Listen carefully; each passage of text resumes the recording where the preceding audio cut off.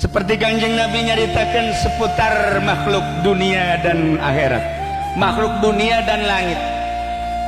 Cek Kanjeng Nabi ketika balik perang, ya Aisyah aya tamu ka dia, aya saha Wesel Kurni orang Yaman. Apaleun Kanjeng Nabi.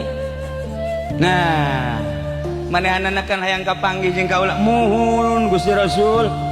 Tetapi karena manehna boga ibu anu kudu diurus, manehna langsung pulang demi pengurusan ibu. Akhirnya cek Kanjeng Nabi, wahai Aisyah, kalau saja ketemu dengan Wesal Kurni, maka lihatlah telapak tangannya. Kalau ada tanda putih berarti beliau.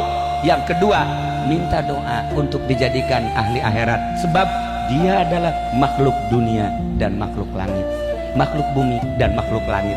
Geus dicaritakeun ku Kanjeng Nabi kahebatan Wes Kurni emang kumaha.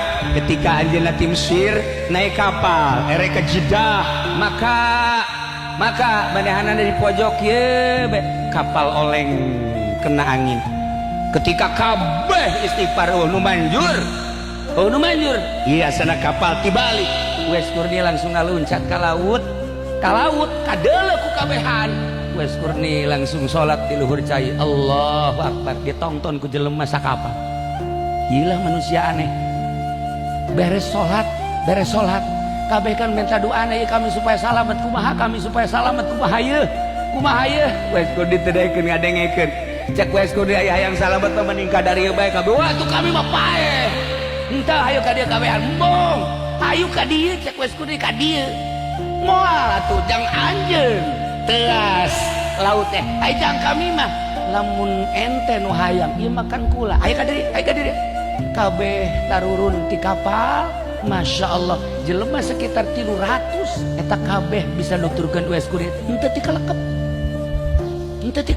Coba ente nuturkeun Haji Mamin modal jan ente teu ti kalekep kabeh. Masya Allah karim, ieu wali Allah tanzilur rahmat, ngomongna bae geus tulun rahmat. Urang kuari kadeleuna mah biasa bae.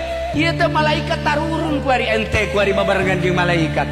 Ketika orang zikir, dia zikir, malaikat tarurun. Ieu di sela-sela ente aya malaikat. Ulah kaget.